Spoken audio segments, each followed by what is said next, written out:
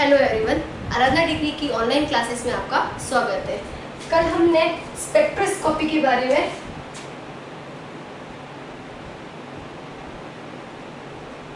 यानी हम organic chemistry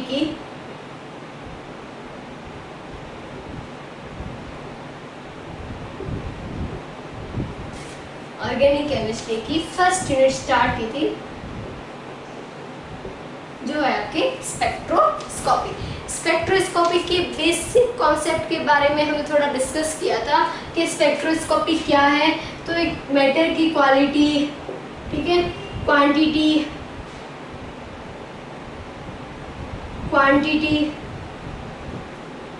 ठीक है, इस तरह से स्ट्रक्चर, उसको पहचान, उसको एनालिसिस करना, किसी मैटर को जो अननोन मैटर में दिया हुआ है उस पदार्थ को कंप्लीटली हम स्पेक्ट्रोस्कोपी के थ्रू क्या कर सकते हैं, एनालिसिस कर सकते हैं, उसकी पहचान कर सकते हैं, उसके स्ट्रक्चर के बारे में जान सकते हैं, उसकी क्वालिटी, उसकी क्वांटिटी के बारे में, कितनी अमाउंट में वो दिया हुआ है, वो सब कुछ हम स्पेक्ट्रोस्कोपी के थ्रू पता लगा सकते हैं। ये हमने कल डिस्कस किया था। अब कैसे पता लगा सकते हैं इसके बारे में हमने थोड़ा सा डिस्कस किया था कि मैटर का इंटरेक्शन करवाया जाता है किसके साथ, ईएम के साथ, ठीक है, ईएम यानी इलेक्ट्रोमैग्नेटिक वेव। इलेक्ट्रोमैग्नेटिक जो वेव होती है उस इलेक्ट्रोमैग्नेटिक वेव की का इंटरेक्शन करवाया जाता है। ये इंटरेक्शन करती है, इंटरेक्शन करवाया जाता है किनके साथ, मैटर के साथ, ठीक है, पदार्थ के साथ विद्युत चुंबकीय विकिरणों का। जो विद्युत चुंबकीय विकिरणें होती हैं उन विद्युत चुंबकीय विकिरणों का क्या करवाया जाता है, पदार्थ के साथ इंटरेक्शन करवाया जाता है। और इस पदार्थ के साथ इंटरेक्शन से हमें क्या मिलता है, एक ग्राफ मिलता है, और इस ग्राफ को एनालिसिस करके हम उसके बारे में, उस पदार्थ के बारे में संपूर्ण जानकारी प्राप्त करते हैं, ठीक है। तो अब पदार्थ के साथ विद्युत चुंबकीय विकिरणें इंटरेक्शन करती हैं, ठीक है, अनोन्य क्रिया करती हैं। तो पदार्थ तो क्या होता है, न्यूट्रल होता है, ठीक है। देखो पदार्थ के बारे में जानते हैं कि किस तरह से कौन से पदार्थ के ऐसे कौन से पार्ट के साथ ईएमवी जो है वो इंटरेक्शन करती है।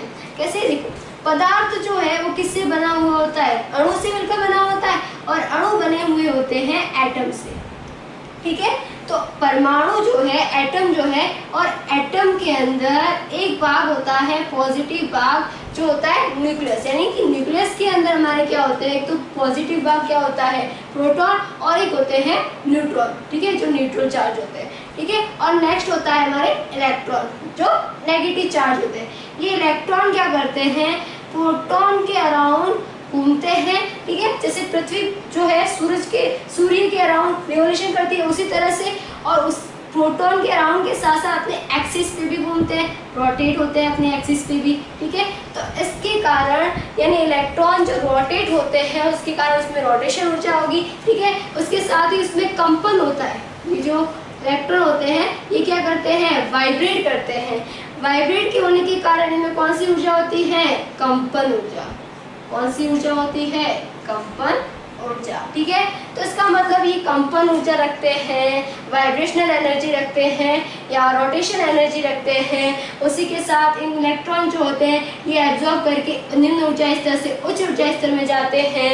इसी तरह से ये प्रोटॉन है, इन प्रोटॉन के अंदर पाउली ने, देखो जिस तरह से इलेक्ट्रॉन करते हैं ना एक्सिस पे घूमते हैं, उसी तरह से पाउली ने बताया था कि प्रोटॉन भी अपने एक्सिस पे भी रोटेट होता है और इस तरह से रिवोल्यूशन भी करता है जिस तरह से इलेक्ट्रॉन करता है, उसी प्रकार से, ठीक है। इसका मतलब इसके अंदर भी क्या होती है, रोटेशन एनर्जी होती है, वाइब्रेशनल एनर्जी होती है। तो जो ईएमवी है ये ईएमवी क्या करती है, कंपन ऊर्जा के साथ, ठीक है, पदार्थ की कंपन ऊर्जा के साथ, जो इलेक्ट्रॉन की कंपन ऊर्जा है, जो घूर्णन ऊर्जा होती है, उन घूर्णन ऊर्जा के साथ ठीक है। इलेक्ट्रॉन के साथ ये प्रोटॉन की जो कंपन ऊर्जा है, इलेक्ट्रॉन की जो कंपन ऊर्जा है, ठीक है, इलेक्ट्रॉन जो एब्जॉर्ब करके निम्न ऊर्जा स्तर से उच्च ऊर्जा स्तर में जाता है, इनके साथ इंटरेक्शन होता है। मतलब किस तरह से इंटरेक्शन होता है, यानी कंपन ऊर्जा के साथ इंटरेक्शन होता है, घूर्णन ऊर्जा के साथ इंटरेक्शन होता है, उसी तरह से इलेक्ट्रॉन के साथ इंटरेक्शन होता है। इलेक्ट्रॉन जो है एनर्जी को एब्जॉर्ब करके क्या करते हैं, निम्न से उच्च में जाते हैं। इस तरह से हमें क्या मिलते हैं, स्पेक्ट्रम मिलते हैं। यानी विद्युत चुंबकीय विकिरणों के साथ कौन इंटरेक्शन करते हैं, जो एटम के अंदर जो इलेक्ट्रॉन यानी जो पॉजिटिव भाग है और जो नेगेटिव पार्ट है वो ईएमवी के साथ इंटरेक्शन करता है और उसके थ्रू में क्या मिलते हैं, ग्राफ मिलते हैं, और जिन्हें ग्राफ को स्पेक्ट्रम कहा जाता है। और इस स्पेक्ट्रम के थ्रू उस मैटर को हम कंप्लीटली एनालिसिस करते हैं। ठीक है, अब बताते हैं ईएमवी क्या होती है। ईएमवी विद्युत चुंबकीय विकिरणें क्या होती है। ये तो विद्युत चुंबकीय विकिरणों की बात करें तो विद्युत चुंबकीय विकिरणें क्या है कि ऐसी तरंगे, ठीक है, ऐसी तरंगे जो चुंबकीय क्षेत्र, विद्युत क्षेत्र एवं विकिरण के संचरण की दिशा तीनों ही उसके क्या होते हैं, लंबवत होते हैं।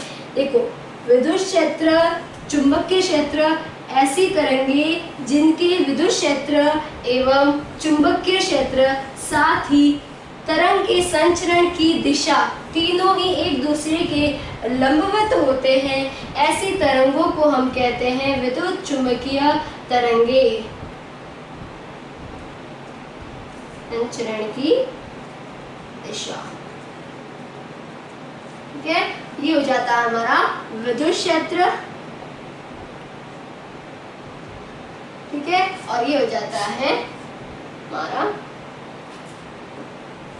चुंबकीय क्षेत्र, ठीक है। यानी ऐसी तरंगे जिनके चुंबकीय क्षेत्र, विद्युत क्षेत्र, ये चुंबकीय क्षेत्र हो गया, ये हो गया विद्युत क्षेत्र हो गया, ठीक है, फिर मैग्नेटिक फील्ड, तीनों ही एक, और ये हो जाएगा वेव का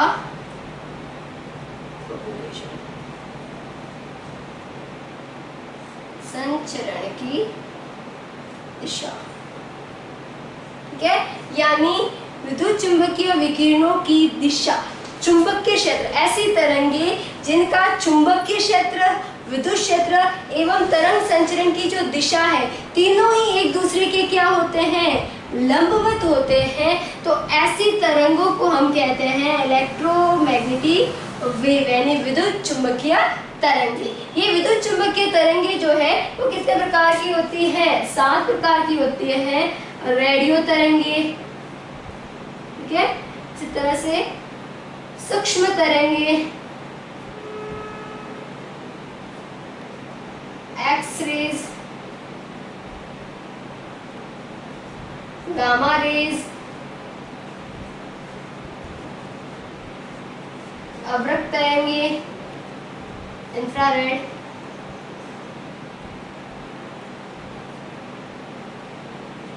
दृश्य तरंगे, पराबैंगनी तरंगे, ठीक है। इस तरह से 7 प्रकार की तरंगे होती है। रेडियो तरंगे, सूक्ष्म तरंगे, गामा तरंगे, अवरक्त तरंगे, दृश्य तरंगे एवं पराबैंगनी तरंगे, ठीक है। तो विद्युत चुंबकीय विकिरणों की बात होगी, मैटर की बात होगी। विद्युत चुंबकीय विकिरणें वो होती हैं जिनके अंदर क्या होगा, चुंबकीय क्षेत्र, विद्युत क्षेत्र एवं तरंग संचरण की दिशा तीनों ही एक दूसरे के लंबवत होते हैं।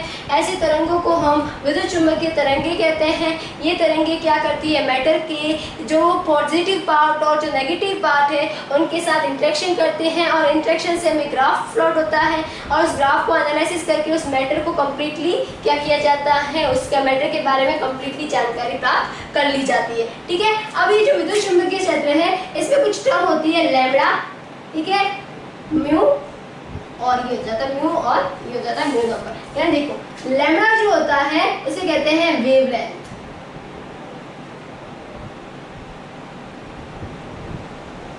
ठीक है, यानी तरंग दैर्ध्य, ठीक है।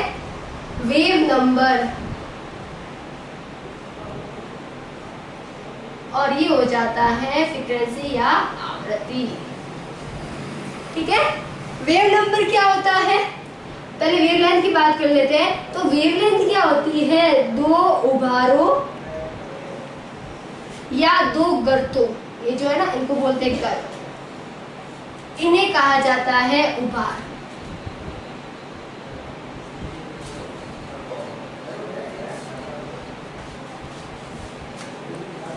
इन्हें क्या कहा जाता है, उभार। और इसी तरह से ये जो होते हैं इन्हें कहा जाता है गर्त।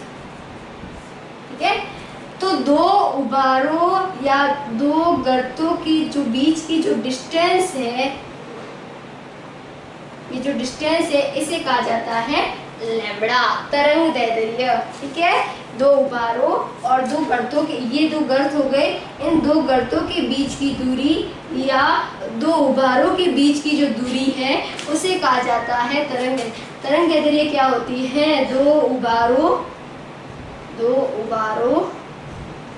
एवं दो गर्तों के बीच की दूरी। ठीक है, तो दो उभारों और दो गर्तों के बीच की दूरी को हम क्या कहते हैं, लैम्बडा, यानी तरंग दैर्ध्य या वेवलेंथ। ठीक है, इसी तरह से वेव नंबर क्या होता है, यानी 1 सेंटीमीटर के अंदर कितनी वेवलेंथ आती है। ठीक है, ये ठीक है, कितनी वेवलेंथ 1 सेंटीमीटर में कितनी वेवलेंथ आ सकती है उसे कहा जाता है वेव नंबर। ठीक है, वेव नंबर या तरंग संख्या। वेव नंबर या तरंग संख्या किसे कहते हैं कि 1 सेंटीमीटर के अंदर कितनी वेवलेंथ आ सकती है उसे कहा जाएगा वेव नंबर या तरंग संख्या। ठीक है, यानी जितनी अगर वेवलेंथ ज्यादा है, इस तरह से वेवलेंथ ज्यादा होगी, तो वेवलेंथ ज्यादा होगी तो वेव नंबर क्या होंगे, इस तरह से हम देख लेते हैं कि ये कोई 1 सेंटीमीटर हो गया हमारा। ठीक है, 1 सेंटीमीटर के अंदर अगर वेवलेंथ क्या है, ज्यादा है, वेवलेंथ ज्यादा होने पर देखो दो उभार, ये हो गए, ये हमारी वेवलेंथ है। अगर वेवलेंथ क्या होगी, ज्यादा होगी, वेवलेंथ क्या है, ज्यादा है, तो वेव नंबर क्या होंगे, कम होंगे। वेव नंबर क्या होंगे, कम होंगे। ठीक है, समझ आ गया। तो ये दो टर्म हो गई हमारी कि विद्युत चुंबकीय विकिरणों के अंदर क्या होती है, वेव नंबर होते हैं, तरंग दैर्ध्य होती है। तो लैम्बडा से हम डिनोट करते हैं, ये लैम्बडा जो होता है उन्हें कहते हैं दो उभारों या दो गर्तों के बीच की दूरी, है नी, या कि दो पार्टिकल के बीच की जो डिस्टेंस। ठीक है, सेम फेज में और सेम कंडीशन में। ठीक है, ये जो दो पार्टिकल है, ये दो साइकिल है, इनके बीच की डिस्टेंस सेम फेज में और सेम कंडीशन के अंदर उसे कहा जाएगा वेवलेंथ। ओके, क्लियर है। अब वेवलेंथ और वेव नंबर से हमारा एनर्जी के साथ एक रिलेशन निकलता है।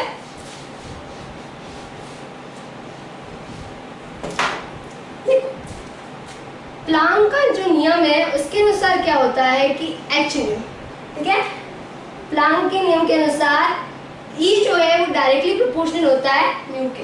ठीक है, न्यू के E जो डायरेक्टली प्रोपोर्शनल है, इसका मतलब E बढ़ेगा तो आवृत्ति भी क्या होगी, बढ़ेगी। ठीक है, अब न्यू इक्वल टू होता है C अपॉन लैम्बडा। ठीक है, तो न्यू है वो डायरेक्टली प्रोपोर्शनल, इनवर्सली प्रोपोर्शनल किसके हुआ, लैम्बडा की। इसका मतलब अगर न्यू इंक्रीज होगा तो लैम्बडा क्या होगा, डिक्रीज होगा। और यहाँ से हमारा संबंध आता है कि ई और किसके बीच में, लैम्बडा के बीच में, यानी ई किसके इनवर्सली प्रोपोर्शनल है, लैम्बडा के। यानी ई अगर क्या होगा, इंक्रीज होगा तो लैम्बडा क्या होगा, डिक्रीज होगा। इसका मतलब ऐसी तरंगे या ऐसी विद्युत चुंबकीय तरंगे जिनका क्या होगा, एनर्जी यदि ज्यादा है तो लैम्बडा क्या होना चाहिए, कम होना चाहिए। और ऐसे जिनका लैम्बडा ज्यादा है तो उनकी एनर्जी क्या होगी, कम होगी। ठीक है, तो जिनका वेवलेंथ ज्यादा होती है उन तरंगों की एनर्जी क्या होती है, कम होती है। ठीक है, तो अगर ऊपर से नीचे जाते हैं इस तरह से, तो यहाँ पर हमारे पास लैम्डा जो होता है वो क्या होता है, ज्यादा होता है, और ई क्या होती है, कम होती है। ठीक है, ऊर्जा कम, ऊपर से नीचे जाने पर लैम्डा का मान घटता जाता है, वेवलेंथ कम होती है, और इसी तरह से ई का मान क्या हो जाता है, बढ़ता जाता है। ठीक है, इसमें ये जो रेज है इस तरह से होगी, सूक्ष्म तरंगे यहाँ पर आ जाएगी, अवरक्त तरंगे, ठीक है, इसके बाद आ जाएगी पराबैंगनी तरंगे,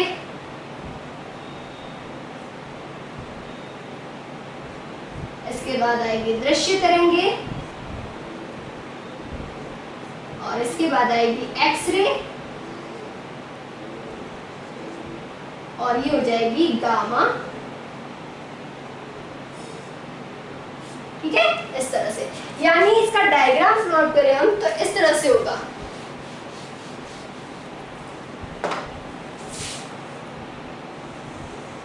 ठीक है,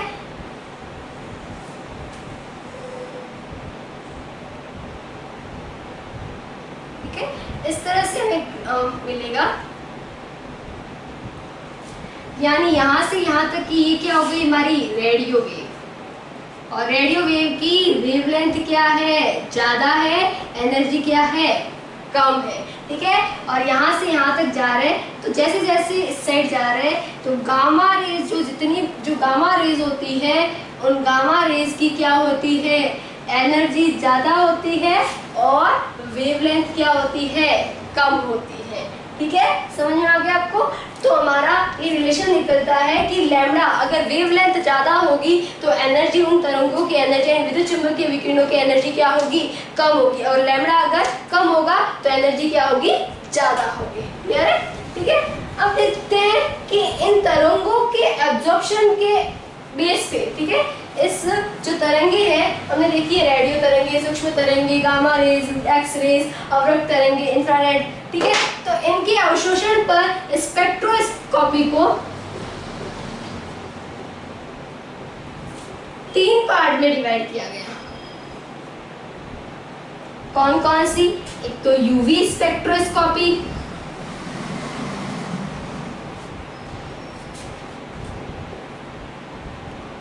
एक हो जाती है आईआर स्पेक्ट्रोस्कोपी, और एक हो जाती है हमारी एनएमआर स्पेक्ट्रोस्कोपी।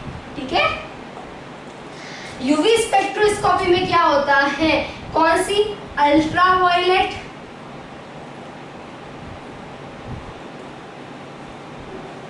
और विजिबल। ठीक है, कौन सी वेव का एब्जॉर्प्शन होता है, अल्ट्रा पराबैंगनी विकिरणें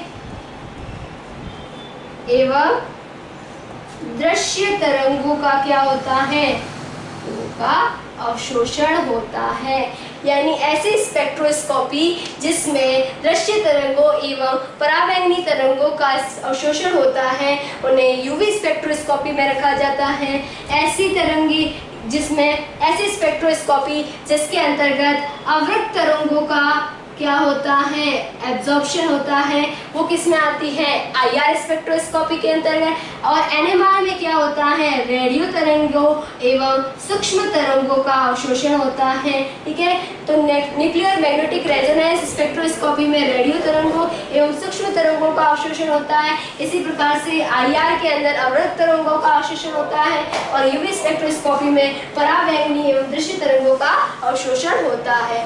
यूवी स्पेक्ट्रोस्कोपी के थ्रू हम क्या कर सकते हैं, मैटर की संरचना के बारे में पता लगा सकते हैं, उसकी संरचना कैसी है, उसका स्ट्रक्चर कैसा है। ठीक है, और आईआर के थ्रू क्या कर सकते हैं, फंक्शनल ग्रुप। ठीक है, यानी किसी भी मैटर के अंदर कौन सा फंक्शनल ग्रुप जुड़ा हुआ है, COH है, OH है, ठीक है, CO है, कीटोन है, कार्बोक्सिलिक एसिड है, सल्फोनिक एसिड है, कौन सा ग्रुप अटैच है, कौन सा फंक्शनल ग्रुप उसमें प्रेजेंट है, उनके बारे में पता किसके थ्रू लगाया जाता है, आईआर स्पेक्ट्रोस्कोपी के थ्रू, ठीक है। सेकंड है हमारी एनएमआर स्पेक्ट्रोस्कोपी। एनएमआर स्पेक्ट्रोस्कोपी के थ्रू क्या कर सकते हैं कि कोई भी एटम जो है कौन से वातावरण में है, उसका एनवायरनमेंट कैसा है, उस एनवायरनमेंट के बारे में हम पता लगा सकते हैं। कौन सी स्पेक्ट्रोस्कोपी के थ्रू? एनएमआर स्पेक्ट्रोस्कोपी के थ्रू। तो एनएमआर स्पेक्ट्रोस्कोपी, यूवी स्पेक्ट्रोस्कोपी और कौन सी हो गई? आईआर स्पेक्ट्रोस्कोपी, ठीक है। तो किसके बेस पे डिवाइडेशन कर सकते हैं उसका कि एक तो ये कौन कौन सी वेव्स जो है उनको एब्जॉर्ब करते हैं, अल्ट्रावायलेट करते हैं उन्हें यूवी स्पेक्ट्रोस्कोपी, जो अवरक्त करते हैं उन्हें इंफ्रारेड आईआर स्पेक्ट्रोस्कोपी, और जिसमें रेडियो तरंगों और सूक्ष्म तरंगों का अवशोषण होता है उन्हें एनएमआर स्पेक्ट्रोस्कोपी में रखा गया, ठीक है। नेक्स्ट है कि यूवी स्पेक्ट्रोस्कोपी में 200 to 800 नैनोमीटर की रेंज की जो वेव्स होती है उनका यूज किया जाता है। कितनी रेंज ली जाती है? 200 to 800 नैनोमीटर। जबकि इसके अंदर हम क्या करते हैं? 2.1 to 1.5 माइक्रोमीटर वेव की क्या ली जाती है? रेंज ली जाती है। लैम्डा का मान कितना लेते हैं? 2.1 से 1.5 माइक्रोमीटर, ठीक है। और इसमें ली जाती है 1 to power -5 metre lambda range, ठीक है। तो लैम्डा की रेंज क्या ली जाती है? 200 to 800 नैनोमीटर। यहाँ पर 2.1 और यहाँ ली जाती है 1.-5, ठीक है। इस तरह से UV spectroscopy, IR spectroscopy and NMR spectroscopy. आपके सेकेंड ईयर के अंदर आपकी सिलेबस में यूवी स्पेक्ट्रोस्कोपी है। आपको यूवी स्पेक्ट्रोस्कोपी कंप्लीटली पढ़ना है। आईआर स्पेक्ट्रोस्कोपी और एनएमआर आप फाइनल के अंदर पढ़ोगे, ठीक है।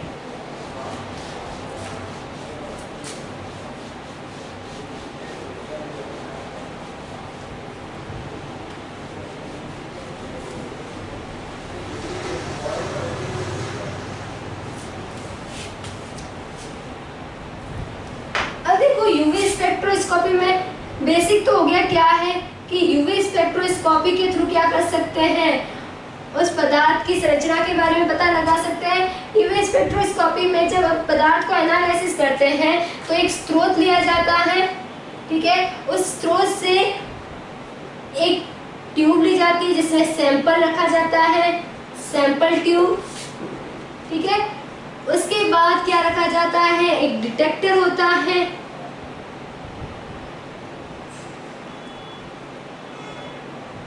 ठीक है। और एक होता है हमारा रिकॉर्डर, ठीक है। तो अब क्या किया जाएगा? इस स्रोत से ईएमवी, इलेक्ट्रोमैग्नेटिक वेव को क्या किया जाएगा? गुजारा जाएगा इस सैंपल में से जो अननोन सैंपल है, अननोन सैंपल से गुजारा जाएगा।